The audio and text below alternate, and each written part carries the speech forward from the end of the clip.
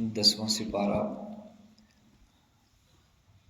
اللہ تعالیٰ نے اس سپارے کا آغاز مال غنیمت کے حکم سے کیا ہے۔ ارشاد فرمایا کہ مال غنیمت اللہ اور اللہ کے رسول کا حق ہے۔ اللہ تعالیٰ اور اللہ کے نبی صلی اللہ تعالیٰ علیہ وسلم جس انداز سے اس کا استحقاق ارشاد فرمائیں گے اسی طرح مال غنیمت کو تقسیم کیا جائے گا۔ اس سے قبل اللہ تعالیٰ نے صدقات اور خیرات کے بارے میں ارشاد فرمایا، ان کا مستحق کون ہے۔ زکوٰۃ، صدقات، خیرات اگر آپ دیں تو کس کو دیں، اس کے مصارف ارشاد فرمائے، انما الصدقات للفقراء والمساکین والعاملین علیہا والمؤلفۃ قلوبہم وفی الرقاب والغارمین وفی سبیل اللہ وابن السبیل۔ یہ سارے مصارف اللہ تعالیٰ نے سورہ انفال میں ارشاد فرمائے ہیں کہ یہ تمام لوگ آپ کی اس دولت کے مستحق ہیں، اور جو کچھ اللہ تعالیٰ نے آپ کو عطا کر کے رکھا ہے اس میں ان تمام مساکین کا اللہ تعالیٰ نے حق رکھا ہے۔ وفی اموالہم حق معلوم للسائل والمحروم، اللہ تعالیٰ نے ان لوگوں کا حق مقرر کر کے رکھا ہے۔ لوگ کہتے ہیں کہ ہم بھکاریوں کو نہ دیں تو پھر ہم کریں کیا، ہمیں سفید پوش لوگ جو مستحق ہے وہ ملتے نہیں، اور ہمیں معلوم ہی نہیں کہ سفید پوش لوگ کون ہیں۔ تو اگر آپ نظر اٹھائیں اور اگر آپ دیکھیں آپ کے گھر کے قریب جو لوگ پانی سپلائی کرتے ہیں وہ سفید پوش ہیں، کسی بینک کے باہر کھڑے ہوئے گارڈ سفید پوش لوگ ہوا کرتے ہیں، آپ کے گھر کام کرنے والی خواتین، گلی میں غبارے بیچنے والے، اسی طرح کسی درخت کے سائے میں یا دھوپ میں کھڑے سبزی بیچنے والے بوڑھے سفید پوش لوگ ہیں۔ روزے کے ساتھ گھر گھر بائک پر فوڈ پانڈا پہنچانے والا نوجوان سفید پوش ہے، کسی چوک میں دھوپ میں بیٹھ کر جوتے پالش کرنے والا یا گلی کا خاکرو سفید پوش ہے، آپ کے قریبی پارک کا مالی، یہ سفید پوش لوگ ہوا کرتے ہیں۔ اور کسی بھی مسجد میں اگر آپ جائیں تو مساجد کے ائمہ، مساجد کے خطباء کہ جن کی تنخواہ 15-20 ہزار اس سے زیادہ نہیں ہوا کرتی، یہ لوگ سفید پوش ہوا کرتے ہیں۔ اس سے مقصد یہ نہیں ہے کہ آپ ہمیں زکوٰۃ دینا شروع کر دیں، میں آپ کو توجہ دلا رہا ہوں کہ آپ کی قرب و جوار میں جو مساجد ہیں اکثر ایسا ہوا کرتا ہے کہ مساجد کے ائمہ کی تنخواہ ان کے اخراجات سے کم ہوتی ہے۔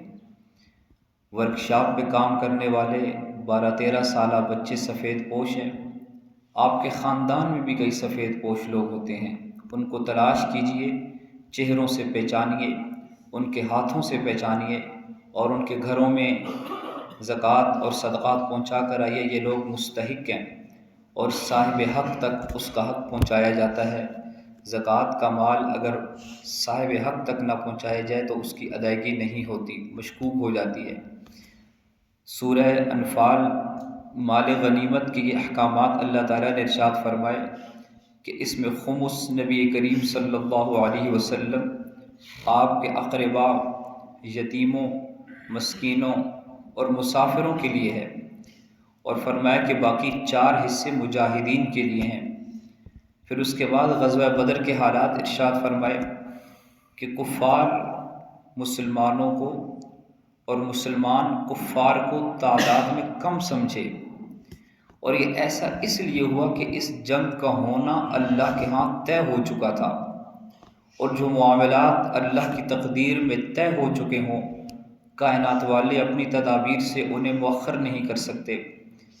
فرمایا کہ شیاطین مشرکین کے سامنے ان کے اعمال کو مزین کر کے پیش کرتے رہے، زین لہم الشیطان اعمالہم، اور دوسری طرف مسلمانوں کی مدد کے لیے آسمان سے اللہ کے فرشتے نازل ہوتے رہے۔ اس سے یہ بھی پتہ چلتا ہے کہ بعض اوقات انسان گناہ کے کام میں لگا ہوتا ہے اور وہ اپنے کام کو بڑا اچھا سمجھ رہا ہوتا ہے، اور وہ یہ سمجھتا ہے کہ وہ بہت بہترین کام کر رہا ہے، حالانکہ حقیقت یہ ہوتی ہے کہ زین لہم الشیطان اعمالہم، کہ شیطان نے ان کے اعمال کو مزین کر کے، خوبصورت کر کے، بہترین بنا کر ان کے سامنے پیش کیا ہوتا ہے اور وہ انسان دھوکے میں ہوتا ہے۔ پھر اس کے بعد فرمایا کہ قریش غزوہ بدر میں ذلیل و خوار ہوئے، اور اس صورت کا اختتام سورہ انفال کا اللہ تعالیٰ نے جو فرمایا تو اس میں دو فریقین کا ذکر فرمایا کہ جن کے وجود میں آنے سے یہ اللہ تعالیٰ کا دین پوری دنیا میں پھیلا ہے۔ فرمایا کہ ایک وہ طبقہ ہے جنہوں نے ہجرت کی ہے، اور ایک وہ ہے جنہوں نے نصرت کی ہے۔ یہ دونوں میدان جنگ میں ثابت قدم رہے ہیں، اور اللہ تعالیٰ نے فرمایا کہ مکہ سے ہجرت کر کے آئے، مدینہ والوں نے ان کی نصرت کی، اللہ تعالیٰ نے دونوں کو ملایا، اور پھر ان دونوں کے ذریعے اللہ تعالیٰ نے پوری دنیا میں اپنا دین پہنچایا ہے۔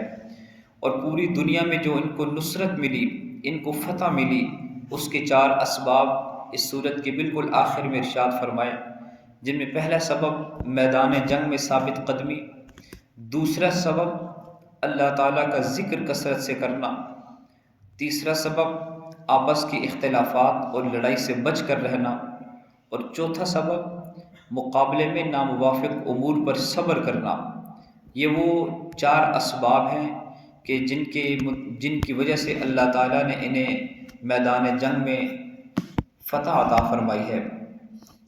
اس کے بعد جنگ کے متعلق اللہ تعالیٰ نے ہدایات ارشاد فرمائی کہ دشمنوں سے مقابلے کے لیے ہر وقت مادی طور پر، عسکری طور پر اور روحانی تینوں اعتبار سے تیاری مکمل رکھنی چاہیے، اور فرمایا کہ اگر کافر صلح کی طرف مائل ہوں تو صلح کر لینی چاہیے، اور فرمایا کہ مہاجرین اور انصار سچے مومنین ہیں، اللہ تعالیٰ نے ان کی گناہوں کی مغفرت کا وعدہ کر کے رکھا ہے، اور اللہ تعالیٰ نے ان سے رزق کریم کا وعدہ کیا ہوا ہے۔ ان آیات سے لہم مغفرہ و رزق کریم، ان آیات سے اللہ تعالیٰ نے اس صورت کو مکمل فرمایا۔ 10ویں سپارے کی دوسری صورت سورہ توبہ ہے، اور سورہ توبہ کا ابتدائی حصہ اس پارے میں اور دوسرا حصہ 11ویں پارے میں ہے۔ اس حصے میں اللہ تعالیٰ نے مشرکین اور اہل کتاب سے جہاد ارشاد فرمایا۔ فرمایا کہ مشرکین سے جو معاہدے ہوئے تھے ان سے برات کا اعلان ہے۔ مشرکین کو آئندہ کے بعد حج بیت اللہ سے روک دیا گیا ہے، اور اہل کتاب سے قتال کی اجازت دے دی گئی ہے۔ پھر اس کے بعد مساجد کی تعمیر کے متعلق ارشاد فرمایا۔ فرمایا کہ مساجد کو تعمیر کرنے والا اہل ایمان میں سے وہ طبقہ ہے کہ جن کا اللہ پر ایمان ہوتا ہے، آخرت پر جو ایمان قوی رکھتے ہیں، جو نماز پڑھتے ہیں، زکوٰۃ ادا کرتے ہیں، یعنی اعمال سے محبت کرنے والے ہیں، وہ لوگ مساجد کو ہمیشہ آباد کرتے ہیں، تعمیر کرتے ہیں۔ مساجد کی تعمیر در و دیوار سے نہیں، مساجد کی تعمیر خوبصورت نقش و نگار سے نہیں، بلکہ مساجد کی تعمیر اعمال سے ہوا کرتی ہے۔ اس کے بعد مشرکین اور اہل کتاب کے ساتھ جہاد ارشاد فرمایا۔ مسلمانوں اور منافقین کے درمیان امتیاز کرنے والی جو بنیادی چیز ہے، غزوہ تبوک وہ بنا۔ رومیوں کے ساتھ مقابلہ، جو وقت کے سپر پاور تھے، اور شدید گرمی کا ماحول تھا، فقر و فاقہ کا موقع تھا، پھل پکے ہوئے تھے، مسلمان چند لوگ، ان کے علاوہ کوئی نہیں گیا، یہ چند لوگ نکلے، جبکہ منافقین نے بہانے تراشنے شروع کر دیے۔ اللہ تعالیٰ نے ارشاد فرمایا کہ میرے پاک پیغمبر آپ جا رہے ہیں، آپ کے ساتھ آپ کے رب کی مدد ہے، آپ کے ساتھ اللہ تعالیٰ کی مدد ہے۔ رسول کریم صلی اللہ تعالیٰ علیہ وسلم چند صحابہ کو لے کر نکلے ہیں، اور پھر اللہ تعالیٰ نے پارے کے آخر تک منافقین کی مذمت ارشاد فرمائی، یہاں تک فرمایا کہ اے پیغمبر آپ ان کے لیے استغفار مت کریں۔ اللہ تعالیٰ نے منافقین کے متعلق بڑی سخت آیات نازل فرمائی۔ منافقین میں وہ طبقہ تھا جو غزوہ تبوک میں جہاد کے لیے نہیں نکلا تھا، منافقین میں وہ طبقہ تھا جنہوں نے ام المؤمنین سیدہ عائشہ صدیقہ رضی اللہ تعالی عنہا پر تہمت لگائی تھی۔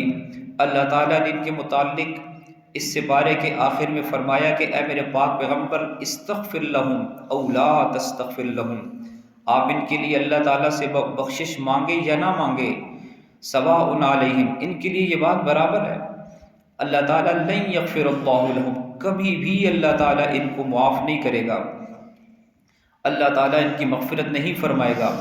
اور اس قدر اللہ تعالیٰ ان سے ناراض ہیں کہ اللہ تعالیٰ نے فرمایا کہ میرے حبیب، ان میں سے اگر کوئی دنیا سے رخصت ہو جائے تو آپ کو ان کی نماز جنازہ بھی پڑھنے کی اجازت نہیں۔ پھر اس کے بعد اللہ تعالیٰ نے ان مسلمانوں کا ذکر کیا جو کسی عذر کی وجہ سے اس غزوے میں نہیں جا سکے، اور پھر اس طریقے سے اللہ تعالیٰ نے سپارے کو مکمل فرمایا ہے۔ 10ویں سپارے کا یہ خلاصہ اور اس میں یہ تمام باتیں اللہ تعالیٰ نے ارشاد فرمائی۔